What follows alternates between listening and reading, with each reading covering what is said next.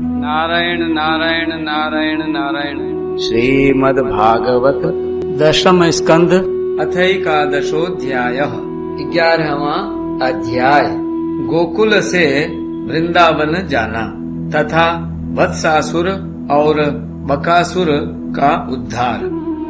श्री सुखदेव जी कहते हैं, परीक्षित, वृक्षों के गिरने से जो भयंकर शब्द हुआ था उसे नंद बाबा आदि गोपों ने भी सुना। उनके मन में यह शंका हुई कि कहीं बिजली तो नहीं गिरी। सब के सब भयभीत होकर वृक्षों के पास आ गए। वहां पहुंचने पर उन लोगों ने देखा कि दोनों अर्जुन के वृक्ष गिरे हुए हैं। यद्यपि वृक्ष गिरने का कारण स्पष्ट था, वहीं उनके सामने ही रस्सी में बंधा हुआ बालक उखल खींच रहा था, परंतु वे समझ न सके यह किसका काम है। ऐसी आश्चर्यजनक दुर्घटना कैसे घट गई, यह सोचकर वे कातर हो गए। उनकी बुद्धि भ्रमित हो गई। वहां कुछ बालक खेल रहे थे। उन्होंने कहा, अरे इसी कन्हैया का तो काम है। यह दोनों वृक्षों के बीच में से होकर निकल रहा था। उखल तिरछा हो जाने पर दूसरी ओर से इसने उसे खींचा और वृक्ष गिर पड़े। हमने तो इनमें से निकलते हुए 2 पुरुष भी देखे हैं। परंतु गोपों ने बालकों की बात नहीं मानी। वे कहने लगे, एक नन्हा सा बच्चा इतने बड़े वृक्षों को उखाड़ डाले, यह कभी संभव नहीं है। किसी किसी के चित्त में श्री कृष्ण की पहले की लीलाओं का स्मरण करके संदेह भी हो आया। नंद बाबा ने देखा उनका प्राणों से प्यारा बच्चा रस्सी से बंधा हुआ ऊखल घसीटता जा रहा है। वे हंसने लगे और जल्दी से जाकर उन्होंने रस्सी की गांठ खोल दी। नंद बाबा इसलिए हंसे कि कन्हैया कहीं यह सोचकर डर न जाए कि जब माँ ने बांध दिया तब पिता कहीं आकर पीटने न लगे। माता ने बांधा और पिता ने छोड़ा। भगवान श्री कृष्ण की लीला से यह बात सिद्ध हुई कि उनके स्वरूप में बंधन और मुक्ति की कल्पना करने वाले दूसरे ही हैं। वे स्वयं तो न बद्ध हैं न मुक्त हैं। सर्वशक्तिमान भगवान कभी कभी गोपियों के फुसलाने से साधारण बालकों के समान नाचने लगते, कभी भोले भाले अनजान बालकों की तरह गाने लगते। वे उनकी हाथ की कठपुतली उनके सर्वथा अधीन हो गए। कभी भोले भाले उनकी आज्ञा से पी डाले आते, तो कभी दुसेरी आदि तोलने के बटखरे उठा लाते, कभी खड़ाऊ ले आते, तो कभी अपने प्रेमी भक्तों को आनंदित करने के लिए पहलवानों की भांति ताल ठोकने लगते। इस प्रकार सर्वशक्तिमान भगवान अपनी बाल लीलाओं से ब्रजवासियों को आनंदित करते और संसार में जो लोग उनके रहस्य को जानने वाले हैं उनको यह दिखलाते कि मैं अपने सेवकों के वश में हूँ। एक दिन कोई फल बेचने वाली आकर पुकार उठी, फल लो फल। यह सुनते ही समस्त कर्म और उपासनाओं के फल देने वाले भगवान अच्युत फल खरीदने के लिए अपनी छोटी सी अंजुली में अनाज लेकर दौड़ पड़े। उनकी अंजुली में से अनाज तो रास्ते में ही बिखर गया, पर फल बेचने वाली ने उनके दोनों हाथ फल से भर दिए। इधर भगवान ने भी उसके फल रखने वाली टोकरी रत्नों से भर दी। तदनंतर एक दिन यमलार्जुन वृक्ष को तोड़ने वाले श्री कृष्ण और बलराम बालकों के साथ खेलते खेलते यमुना तट पर चले गए और खेल में ही रम गए। तब रोहिणी देवी ने उन्हें पुकारा, ओ कृष्ण, ओ बलराम, जल्दी आओ। परंतु रोहिणी के पुकारने पर भी वे आए नहीं, क्योंकि उनका मन खेल में लग गया था। जब बुलाने पर भी वे दोनों बालक नहीं आए, तब रोहिणी जी ने वात्सल्य स्नेहमयी यशोदा जी को भेजा। श्री कृष्ण और बलराम ग्वाल बालों के साथ बहुत देर से खेल रहे थे। यशोदा जी ने जाकर उन्हें पुकारा। उस समय पुत्र के प्रति वात्सल्य स्नेह के कारण उनके स्तनों में से दूध चुचुआ रहा था। वे जोर जोर से पुकारने लगीं, मेरे प्यारे कन्हैया, ओ कृष्ण, कमल नयन, श्याम सुंदर, बेटा आओ, अपनी माँ का दूध पी लो। खेलते खेलते थक गए हो बेटा, अब बस करो। देखो तो सही, तुम भूख से दुबले हो रहे हो। मेरे प्यारे बेटा राम, तुम तो समूचे कुल को आनंद देने वाले हो। अपने छोटे भाई को लेकर जल्दी से आ जाओ तो। देखो भाई, आज तुमने बहुत सवेरे कलेऊ किया था, अब तो तुम्हें कुछ खाना चाहिए। बेटा बलराम, ब्रजराज भोजन करने के लिए बैठ गए हैं, परंतु अभी तक तुम्हारी बाट देख रहे हैं। आओ, अब हमें आनंदित करो। बालकों, अब तुम लोग भी अपने अपने घर जाओ। बेटा देखो तो सही, तुम्हारा एक एक अंग धूल से लथपथ हो रहा है। आओ जल्दी से स्नान कर लो, आज तुम्हारा जन्म नक्षत्र है। पवित्र होकर ब्राह्मणों को गोदान करो। देखो देखो, तुम्हारे साथियों को उनकी माताओं ने नहला धुलाकर, मीज पोंछ कर कैसे सुंदर सुंदर गहने पहना दिए हैं। अब तुम भी नहा धोकर, खा पी कर, पहन ओढ़ कर तब खेलना। परीक्षित, माता यशोदा का संपूर्ण मन प्राण प्रेम बंधन से बंधा हुआ था। वे चराचर जगत के शिरोमणि भगवान को अपना पुत्र समझती और इस प्रकार कहकर एक हाथ से बलराम तथा दूसरे हाथ से श्री कृष्ण को पकड़कर अपने घर ले आईं। इसके बाद उन्होंने पुत्र के मंगल के लिए जो कुछ करना था वह बड़े प्रेम से किया। जब नंद बाबा आदि बड़े बूढ़े गोपों ने देखा कि महावन में तो बड़े बड़े उत्पात होने लगे हैं, तब वे लोग इकट्ठे होकर अब व्रजवासियों को क्या करना चाहिए, इस विषय पर विचार करने लगे। उनमें से एक गोप का नाम था उपनंद। वे अवस्था में तो बड़े थे ही, ज्ञान में भी बड़े थे। उन्हें इस बात का पता था कि किस समय, किस स्थान पर, किस वस्तु से कैसा व्यवहार करना चाहिए।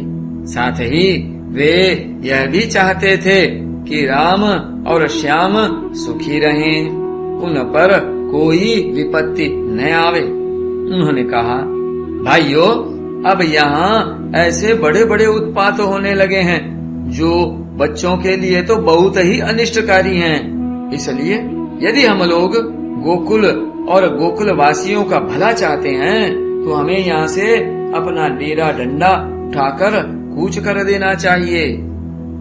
देखो, यह सामने बैठा हुआ नंदराय का लाडला सबसे पहले तो बच्चों के लिए काल स्वरूपिणी हत्यारी पूतना के चंगुल से किस प्रकार छूटा। इसके बाद भगवान की दूसरी कृपा यह हुई कि इसके ऊपर उतना बड़ा छकड़ा गिरते गिरते बचा। बवंडर रूपधारी दैत्य ने तो इसे आकाश में ले जाकर बड़ी भारी विपत्ति में, मृत्यु के मुख में ही डाल दिया था। परंतु वहाँ से जब वह चट्टान पर गिरा, तब भी हमारे कुल के देवेश्वरों ने ही इस बालक की रक्षा की। यमलार्जुन वृक्षों के गिरने के समय उनके बीच में आकर भी यह या और कोई बालक न मरा। इससे भी यही समझना चाहिए कि भगवान ने हमारी रक्षा की। इसलिए जब तक कोई बहुत बड़ा अनिष्टकारी अरिष्ट हमें और हमारे ब्रज को नष्ट न कर दे, तब तक ही हम लोग अपने बच्चों को लेकर अनुचरों के साथ यहाँ से अन्यत्र चले चलें। वृंदावन नाम का एक वन है। उसमें छोटे छोटे और भी बहुत से नए नए हरे भरे वन हैं। वहाँ बड़ा ही पवित्र पर्वत, घास और हरी भरी लता वनस्पतियां हैं।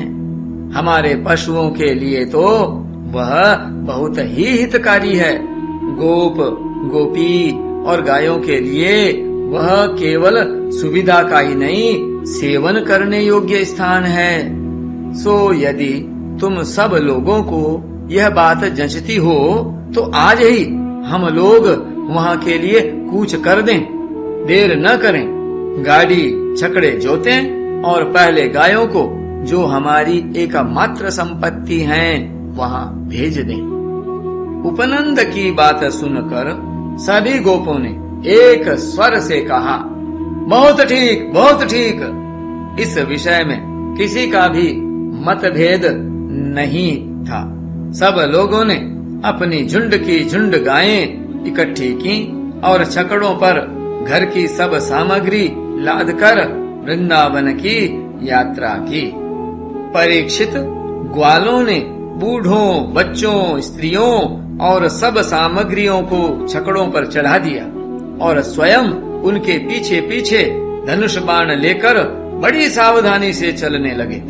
उन्होंने गौ और बछड़ों को तो सबसे आगे कर लिया और उनके पीछे पीछे सिंघी और तुरही जोर जोर से बजाते हुए चले।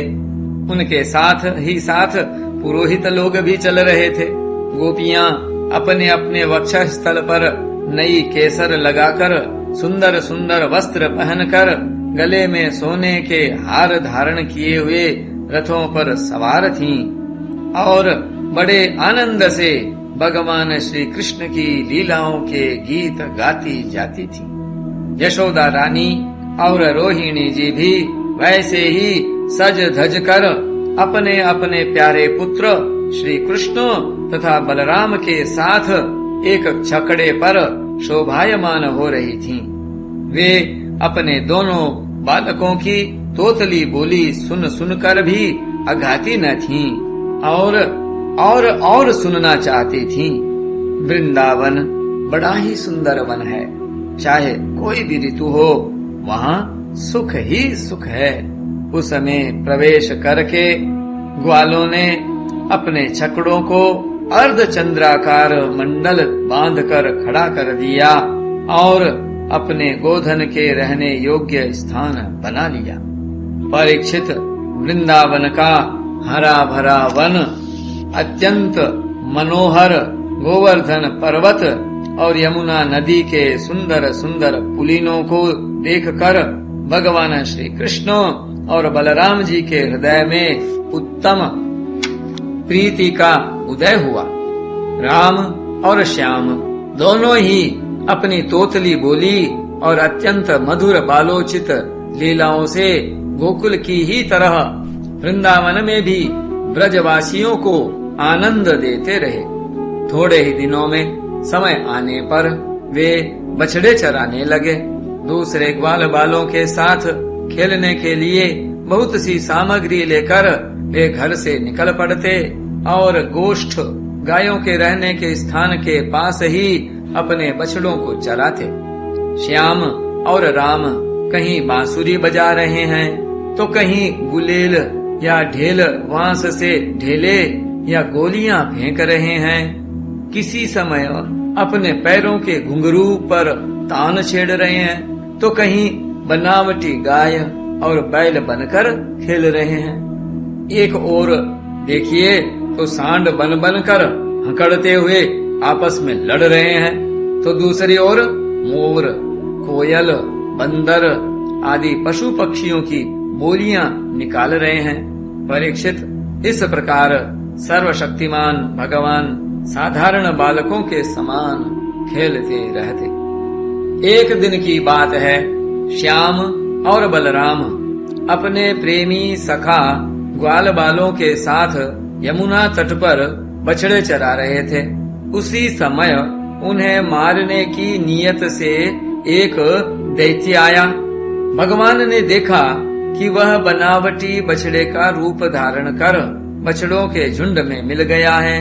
वे आंखों के इशारे से बलराम जी को दिखाते हुए धीरे धीरे उसके पास पहुंच गए। उस समय ऐसा जान पड़ता था मानो वे दैत्य को तो पहचानते नहीं और उस हट्टे कट्टे सुंदर बछड़े पर मुग्ध हो गए हैं।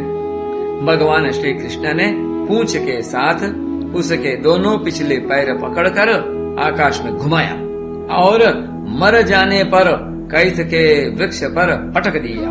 उसका लंबा तगड़ा दैत्य शरीर बहुत से कैथ के वृक्षों को गिराकर स्वयं भी गिर पड़ा। यह देखकर ग्वाल बालों के आश्चर्य की सीमा न रही। वे वाह वाह करके प्यारे कन्हैया की प्रशंसा करने लगे। देवता भी बड़े आनंद से फूलों की वर्षा करने लगे। परीक्षित, जो सारे लोकों के एकमात्र रक्षक हैं, वे ही श्याम और बलराम अब वत्सपाल बछड़ों के चरवाहे बने हुए हैं। वे तड़के ही उठकर कलेवे की सामग्री ले लेते और बछड़ों को चराते हुए एक वन से दूसरे वन में घूमा करते। एक दिन की बात है, सब ग्वाल बाल अपने झुंड के झुंड बछड़ों को पानी पिलाने के लिए जलाशय के तट पर ले गए। उन्होंने पहले बछड़ों को जल पिलाया और फिर स्वयं भी पिया। ग्वाल बालों ने देखा कि वहाँ एक बहुत बड़ा जीव बैठा हुआ है। वह ऐसा मालूम पड़ता था मानो इंद्र के वज्र से कट कर कोई पहाड़ का टुकड़ा गिरा हुआ है। ग्वाल बाल उसे देखकर डर गए। वह बक नाम का एक बड़ा भारी असुर था, जो बगुले का रूप धर के वहाँ आया था। उसकी चोंच बड़ी तीखी थी और वह स्वयं बड़ा बलवान था। उसने झपट कर श्री कृष्ण को निगल लिया। जब बलराम आदि बालकों ने देखा कि वह बड़ा भारी बगुला श्री कृष्ण को निगल गया, तब उनकी वही गति हुई जो प्राण निकल जाने पर इंद्रियों की होती है। वे अचेत हो गए। परीक्षित, श्री कृष्ण लोक पितामह ब्रह्मा के भी पिता हैं। वे लीला से ही गोपाल बालक बने हुए हैं। जब वे बगुले के तालू के नीचे पहुँचे, तब वे आग के समान उसका तालू जलाने लगे।